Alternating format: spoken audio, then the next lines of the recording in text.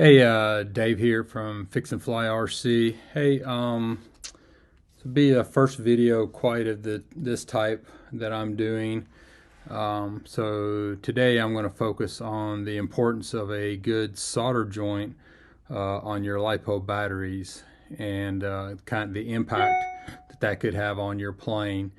So just I guess I need to give a little bit of a history, kind of how I got where I was at. So back last year, I purchased the X-Fly B1B, and to fly the plane, I needed some obviously some bigger batteries. I hadn't flown a plane that big, and so I purchased a couple batteries, 6,000 milliamp hour batteries from SMC, and bought those in June. Got the plane in.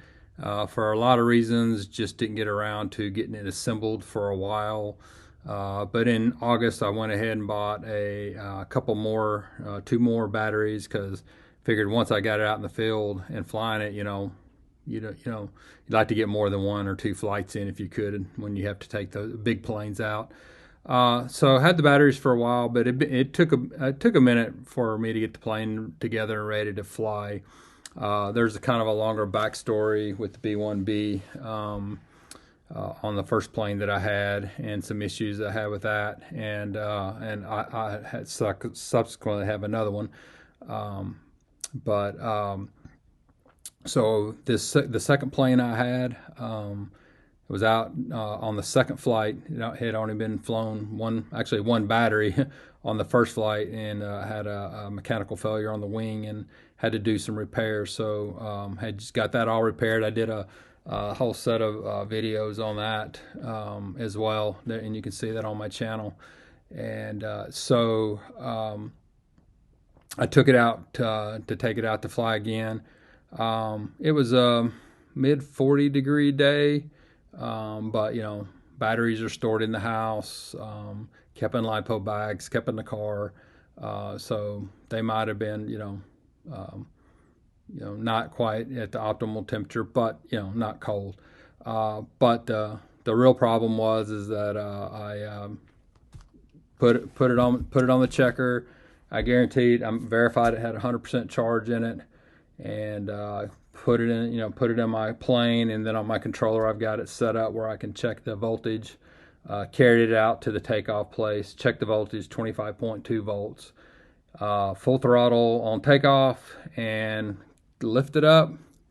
Probably less than 30 seconds into the flight, I have a low voltage warning at 20.5, which, by the way, I know that's too low, so I'm going to fix that. But within 30 seconds, I was getting the low voltage warning. Don't know how far the battery actually dropped, but definitely lost about 5 volts in about 30 seconds. So took the plane. I was turning around. I was trying to bring it around. Because I had swung out right, and I was trying to bring it around. I was going to bring it in for a landing because of the low voltage warning. Wanted to see what was going on, and had no power, and it was just barely flying. It was kept trying to tip stall. I thought maybe I was just pulling too much out of the battery with that particular plane, because I had gotten a low voltage warning on the first flight, almost pretty similar. I was able to pull back on the throttle a little bit, and it kind of went away. So I thought it was the same thing. So I pulled back on the throttle, got worse, and so I went ahead and gave it back full throttle. But it was clear I wasn't getting back to the runway, and so I raised the gear up, and I had put it down in a field, and did a fair amount of damage to the plane. I think maybe it's repairable, but it's quite a bit of damage, and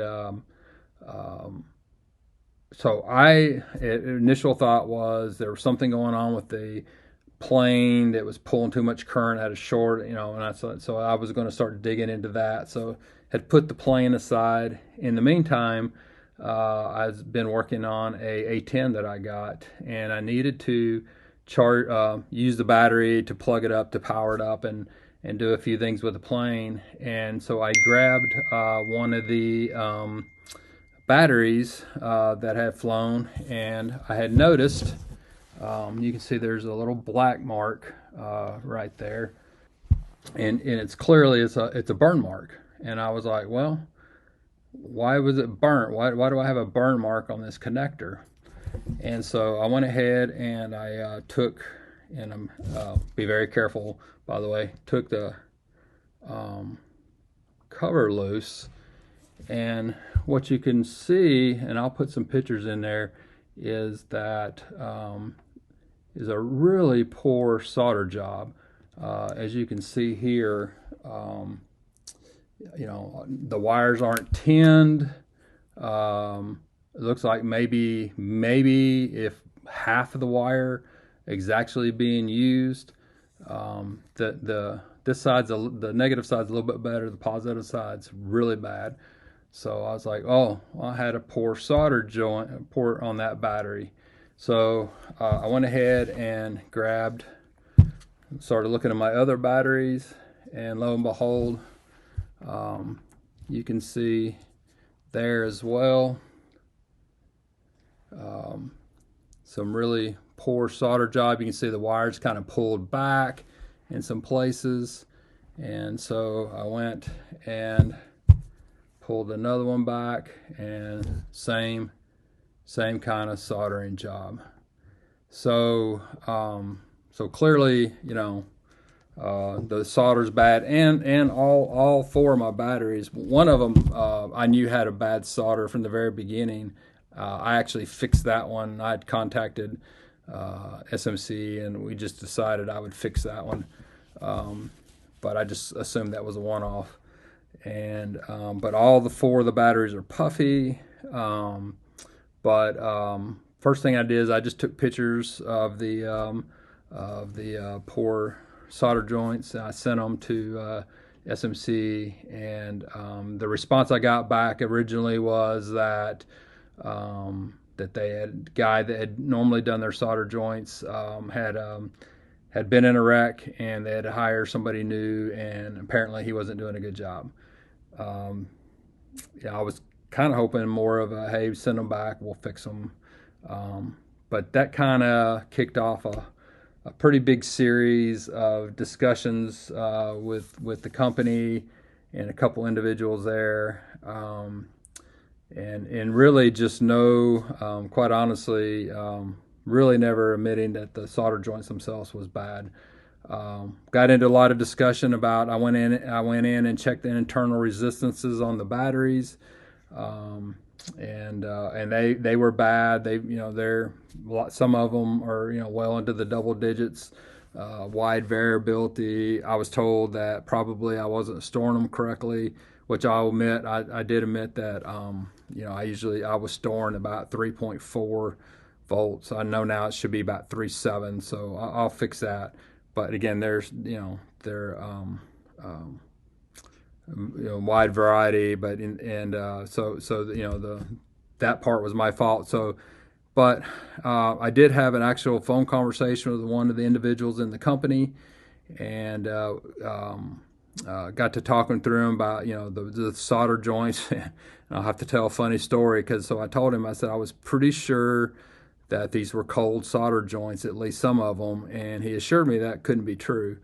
And I said, well, how can you know that for a fact? And he said, well, because they don't allow them to dip them in cold water after they solder to cool them off. So if you know anything about soldering, that's not a cold solder joint. And so I think is what happened on my plane, on my B1B, was that, and I'll go through the rationale here and why that is that it pulled, the poor solder joint caused it to pull down so much that just didn't have enough power to because it's a twin 70, to keep it going at a speed to keep it stable. And then when the plane came down, I was able to disconnect the battery. Of course, the load was off of it, so I think it was somewhere in the 46% voltage when I got it back. But I'm convinced now that was what happened. So anyway, they offered for me to ship the batteries back. And that they would check them out, and if they found that there was a solder problem, an issue that with the cells, I guess, that I didn't cause, that they would fix them or give me another battery. I replied back to that. I thought at a minimum, just because of the solder job itself, that they should have take the batteries back, and at a minimum just fix that, and then we could talk about the cells, if the battery could be used again or not. And so they've offered now to reimburse me for the batteries, and as of today, when I'm making this video, I've gotten a refund for 2 of them. Hopefully, this is Sunday. That was last Friday. Maybe it was late in the day, and he just didn't get a chance to institute it. So I'm going to give the benefit of the doubt that the refund's coming for the 2. So then you ask yourself, well, how do you know why does a poor solder, what does it do to the battery? Why is it so important? And so you could look a lot of this stuff up if you want. I went ahead and printed off to make it easier. So first of all, with a cold solder joint, a cold solder joint means you're not making a good electrical connection between the connector and the in this case the battery. And so you may have a mechanical connection, which means the solder is holding it on, so it feels like you've got a connection. But if you haven't flowed the solder properly, you just may have a mechanical connection, but not a good electrical connection. So some of the impacts of a cold solder joint is this. One is you increase the resistance in the wires, right? So this is 10 gauge wire, so it's pretty thick wire. But you increase the resistance in that wire, and that increase is going to create a high resistance in the circuit of itself, and it actually restricts the current flow in the battery itself.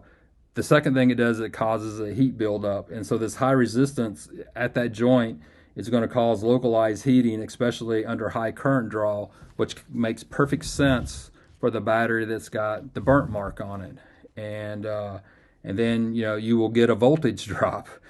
So the voltage drop occurs across the solder joint, and again reducing the effectiveness of the voltage delivered to the device. So all this is perfectly in line with what a cold solder joint or improper solder joint would do. And then you got the improper use of the 10 gauge wire. As I mentioned, this is 10 gauge. This is 10 gauge wire. And if you kind of look at, you can't tell for sure, but just looking at it, across all the batteries, like I said, it looks like they might have used maybe 2/3 to a half of the available wire. And so what happens there? Again, you get overheating in the system. The wires are going to, the reduced wires reduce the current carrying capability again, causing it to overheat, especially under high loads. So now we got cold solder joint affecting the way it works now, and now I've got not enough wire to pull the current through, again causing overheating and restricting the load. Again, you're going to get a voltage drop, and you can get a significant voltage drop that's going to occur along the wire, again reducing the voltage availability to the device. And then you're going to reduce battery performance as well. So the combination of overheating and voltage drops, is going to lead to decreased battery efficiency and runtime. So, those two things themselves, and both of those are applying to these batteries. And of course, what's the impact of all that is you're going to get accelerated battery decay over time. This constant stress and high resistance and heat is going to, and the voltage drops can significantly shorten the lifespan of the battery. In addition, you increase the risk of a battery failure, the likelihood of premature battery failure, like I said, induced swelling, venting, or in some case, you could cause a fire. And so you can see that, and I think that it's perfectly clear in this case that the poor solder joints have caused the problems I'm having with my batteries, and again I'll contend was the cause of the loss of my plane. Now you may ask the question of, well, how do you know you weren't storing the batteries properly. You caused a premature failure because you're handling it. Wasn't the solder joints. What may, other than the evidence that I just presented. And so I'll make this case too. So these aren't the only batteries I've bought from this company. So, for example, I have also got these 4S 6000s that I purchased for my F22 so I could convert it to 8S battery. So I've got two sets of these. These are newer batteries. But they've actually probably got more charge time, these and flight time on them than these the 6S 6000s. And if you look at these, I've put the cover back on, but I've inspected the solder joints on all these batteries, and not perfect, but much better. And if you look at these batteries, there's absolutely no swelling. They're rock solid. I've checked the internal resistance on them. It's all good. And so if you want to say is the way I store, the way I do my batteries was the fault, well, these are done exactly the same way. They're charged the same way. By the way, I charge at 1 to 2 amps most of the time if I got plenty of time. Never more than half. So most of these are charged at 1 amps anyway. But you can see is, stored in the same place, charged the same way, flown the same way, everything is basically the same. Batteries are in really good shape. Very similar, I've got some 4S 3400s. Now I did not take these apart because these kind of connectors, you got to actually push the connector, the pins out of the connector to see the solder joints. Didn't want to do that. But again, batteries, really good shape. No swelling, internal resistance is good, and so I think the design of their batteries is fine. It's what I told them. I think for whatever the reasons, with the guy that didn't know how to solder, somebody not inspecting these batteries, whatever the case may be, I truly believe that at the end of the day, that this is strictly a case of a poor solder joint. So why am I making this video? Well, one is I think it's incumbent upon me to share with the community when there's when we have problems. This one great thing about this community, we share with each other. I've been in a lot of discussions on on some of the Facebook channels about the plane side, about having there's a contingency of people that say, hey, every time you fly a plane, you basically need to tear it apart, check every connection, check every glue joint, check everything, because what we're getting from China and stuff, the quality is not there. I've been in the contention, I've been on the other side of the argument that at least for the high-end planes, when you start paying $400, $500, $600, $700, maybe even approaching $1,000 for a plane, that we should not have to be tearing them apart and inspect them. It's like my iPhone, I don't take it apart when I get a new phone, or my big screen TV, or the computer that I'm recording on today. I don't take them apart and check them out before I use them. So I think there's, I always felt like there's, at a dollar value, you should expect a certain level of quality. The reasons why I buy batteries with connectors already soldered on is because I don't want that responsibility, and I expect whoever I sell from or buy from to make sure that I'm getting something that I can use, that's safe, and that I don't have to go inspect. But this is one of those things where it's kind of moving me to the side of, hey, when you get your batteries in, it's probably worth a few extra minutes to inspect them and make sure that they look good, that the solder is good, and if you got a question, get back with whoever the company you may be buying batteries from. But I will say, you got to be very, very careful, obviously, with LiPo batteries. because if you cross the leads, if you get a spark, like metal across them, you will get some smoke, and maybe worse, depending on how fast you can get it off. So, like in the case of this battery right here,